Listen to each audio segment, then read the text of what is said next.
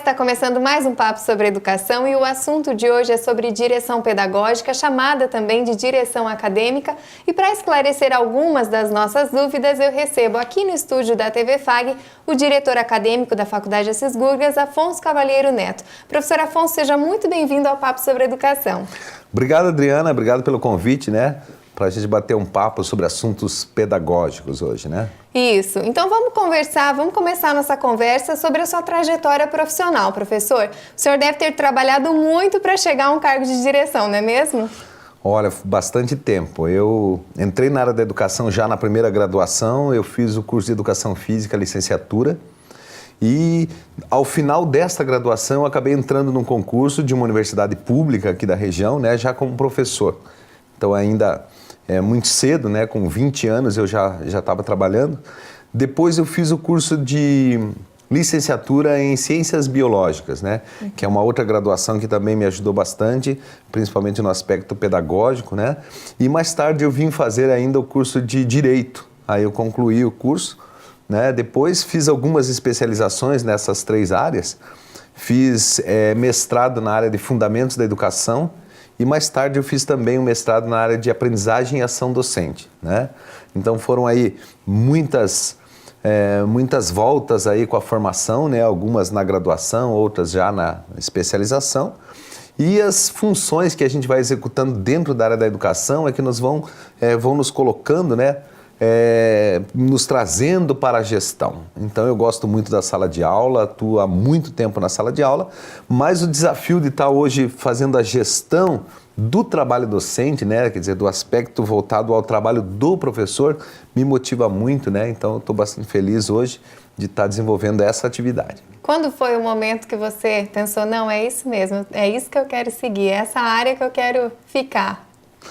Olha, eu vim de antes de fazer a primeira graduação, eu era atleta. Então a gente vivia num mundo assim muito corrido, um mundo que envolvia muitos aspectos de relação com as pessoas, relação até... eu fui um atleta que, apesar de hoje não lembrar muito esse período, eu fui um atleta da seleção do estado do Paraná durante muitos anos, então se lidava muito com o público, se lidava muito com a logística das competições, e eu procurei o curso de graduação em Educação Física pelo aspecto atleta, esporte. E dentro da graduação eu descobri o aspecto professor, docência, E eu acredito que foi a partir daí que a gente descobre que tem esse dom até para estar passando a vida aí na relação com alunos e com todo esse compromisso com a educação. E além de ser um profissional da educação, existe um perfil para a pessoa que deseja trabalhar em uma direção?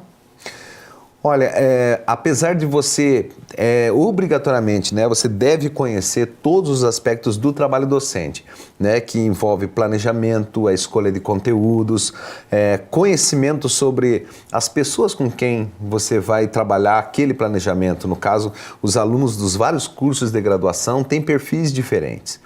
Alunos de iniciantes têm um perfil, alunos concluintes têm outro perfil, alunos que vêm de uma determinada região, enfim, diagnosticar qual é a população que vai se beneficiar daquele planejamento é fundamental também. Mas eu diria que hoje, para fazer a direção pedagógica de uma instituição, 50% é gestão. 50% é trabalhar com fluxos de processos, é trabalhar basicamente com planejamento, com supervisão e avaliação. A gente estabelece os programas, planeja, aplica e acompanha. Então, é o fluxo normal da gestão, com um foco pedagógico, mas eu digo, qual é o requisito então? É entender de educação e um pouco de gestão. Meio a meio. Meio a meio. Uma balança ali. Uma balança que tem que estar bastante equilibrada, As decisões, Adri, que a gente toma na área pedagógica, elas precisam estar operacionalizadas por um sistema de gestão. E ao contrário, as decisões de gestão vão influenciar diretamente no desenvolvimento pedagógico da sala de aula. Então, por isso o equilíbrio entre as duas áreas tem que ser bastante grande, E como que é o dia a dia de um diretor? Conta pra gente. Olha, as rotinas vão do micro ao macro, assim, em 5 minutos, Eu recebo pais que hoje nos procuram para conversar sobre a formação dos seus filhos, sobre a matriz curricular do curso, o perfil daquele curso, sobre problemas, né, que o filho encontra hoje dentro da graduação. Ainda nós temos a cultura de ter o pai participando desse processo, que é bastante... na FAG, a tradição de ter o contato com o pai ainda é muito grande. Em algumas faculdades isso já se perdeu, mas aqui nós temos ainda esse contato com as famílias aí muito próximo. Temos hoje aqui nas nossas instituições quase 450 professores e, eventualmente, esses professores também estão sempre em contato com a direção por vários motivos, sejam eles de ordem documental, burocrática, de relacionamento com professores, com coordenação, com alunos, seja também de eventos, né? Os nossos professores, eles produzem muitos artigos, eles vão para muitos eventos, eles fazem muitas atividades práticas dentro do campus, visitas técnicas, né? E coordenar todas essas atividades aí com a estrutura física que temos. Então, há uma constante contato com os professores. E a minha equipe mais próxima, né, que é aquela que eu trabalho direto, são os coordenadores de curso. Hoje na FAG temos 26 coordenadores de curso que diariamente estão em contato com a direção acadêmica, né? Que eles fazem a gestão mais direta dos cursos, né? Então, o dia a dia fica entre eventos, promoções, visitas, documentos institucionais, né? A direção acadêmica trabalha especificamente, né, nos processos de avaliação que o MEC faz nos cursos de graduação. Então, entre essa parte burocrática, pedagógica, pessoal, de relacionamento, ela vai aí de manhã, tarde e noite também. Você falou em 26 coordenadores, que estão diariamente ali direto com você, né? Como é que é dirigir, então, uma grande equipe? Quantos professores são mesmo ao todo? 420, mais ou menos. E como é que é dirigir essa imensa equipe em uma faculdade desse tamanho? Pois é, a faculdade ela cresce e ela vai reconstruindo fluxos de procedimentos. Então hoje, tudo que nós fazemos aqui na FAG, hoje, elas estão guiadas por meio de programas ou projetos. Então o que a gente faz é um acompanhamento desses projetos. Por exemplo, um professor tem interesse em trabalhar na FAG hoje, né? E hoje recebemos bastante currículos, né? A procura é grande. Bastante grande, né? Muitas pessoas têm interesse em vir. Então o nosso processo funciona: a inscrição do professor externo, esse coordenador de curso divulga as vagas que ele tem disponíveis, né? O candidato é analisado, passa pela seleção. Então, há um procedimento já estabelecido em projeto, né? E a gente trabalha dentro desses programas. Tudo que está fora do programa, aí a gente atende no dia a dia, né? Mas a gestão, ela funciona muito bem quando uma equipe tão grande como essa tem, por exemplo, que é o caso da nossa equipe hoje na FAG, na Dom Bosco. Professores extremamente experientes, coordenadores que já atuam há bastante tempo nessa área, conhecedores da área que atuam, principalmente conhecem a equipe de professores, né? E já tem a experiência com os alunos. Então, dirigir uma equipe grande dessa não se torna difícil quando ela é do nível que temos hoje aqui na FAG. Quando é baseada em ótimos profissionais, né? Perfeito, ótimos profissionais. Hoje, praticamente todos já com titulação, né, de mestrado e doutorado, mas mais importante até que a titulação, a experiência que todos, né, já desenvolveram ao longo da execução dessa tarefa, que é coordenar um curso, né? E o compromisso também com a instituição, com os alunos, né?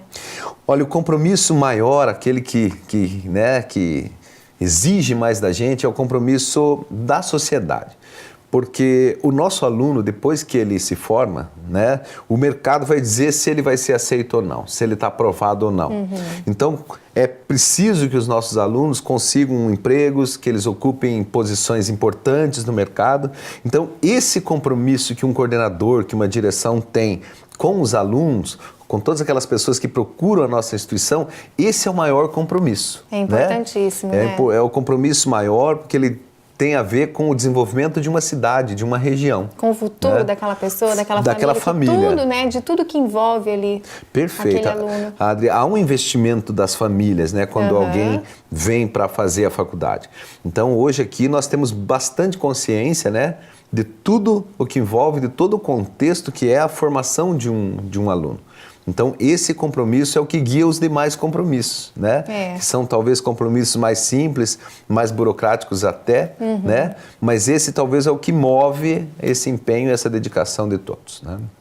Você que está nos assistindo, sabe quantos alunos em média a FAG tem? Não? Então não saia daí que a gente vai fazer um rápido intervalo e na volta eu te conto. Até já!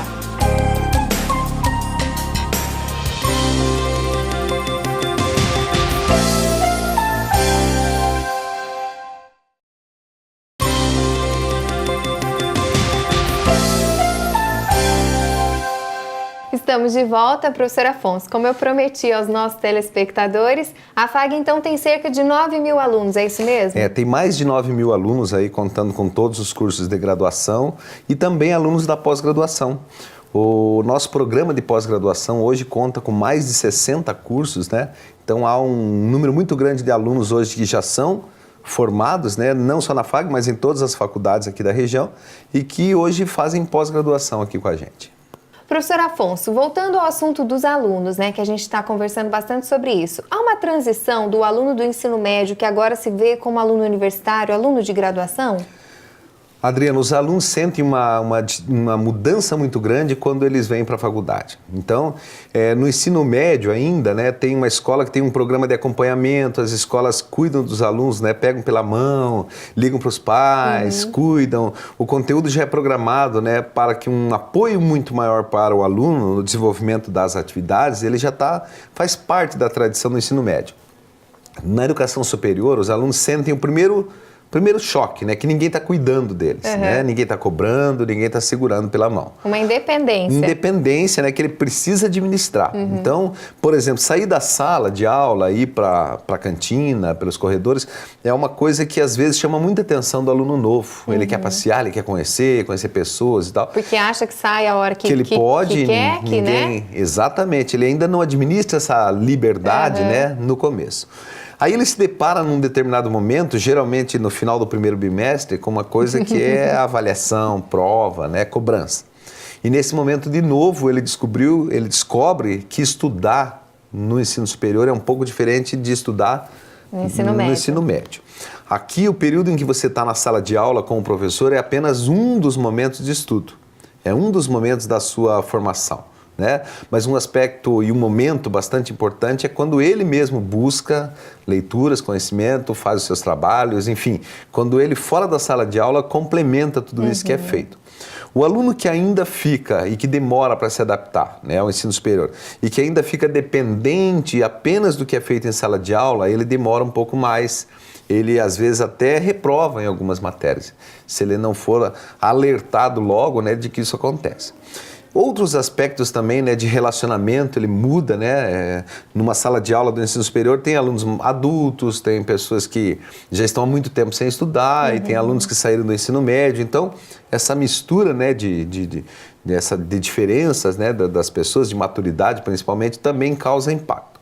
A faculdade, sabendo já disso, nós temos aqui programas de recepção desse aluno, não só de boas-vindas, mas de auxílio para que ele vá se adaptando aos momentos aí do ensino superior. Tem o núcleo de atendimento ao estudante, que é o núcleo mais especializado, né, para atender esse aluno. Temos um encontro que a gente chama de primeiros passos universitários, onde a gente dá dicas por meio de uma palestra, apresenta setores, conversa sobre as atitudes do dia a dia, né? Mas é muito comum, Adriana, que nesse primeiro ano a faculdade ainda tenha que acompanhar mais o aluno, né? Então a diferença de um aluno que entra, ela é bastante grande de um aluno que já está na faculdade há mais de um ano, né? Ele começa a reagir diferente, né, às várias possibilidades da graduação. A gente até brinca entre os acadêmicos que, aluno de primeiro ano, porque ainda não caiu na real que tem que correr atrás e que não é assim, né? Perfeito. Faz o que bem... O calouro, né? O calouro tem coisas que só ele consegue fazer, né? Então, e nós temos também, em contrapartida, os alunos do meio do curso para o final, né? São alunos que, na sua grande maioria, né, já entendeu a proposta, sabe que ele está se preparando não para passar de ano ou para tirar nota, mas está em busca de uma profissão, de uma qualificação profissional. Para se inserir no mercado de trabalho que hoje está tão, né? Ocupar espaço, né? Tão concorrido no mercado, né, Adriana? Então, quando o aluno percebe isso, a relação dele com a faculdade muda. Né? Os professores entendem e observam essa mudança, né? Sentem isso também no dia a dia. Né? O aluno que já entendeu, que já está correndo atrás de outras coisas, e o calouro que ainda está correndo atrás, né? Legal.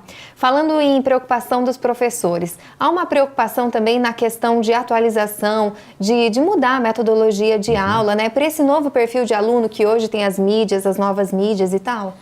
Pois é, essa é uma questão, né, que vem sendo discutida já nos últimos anos, mas nunca foi tão frequente, né?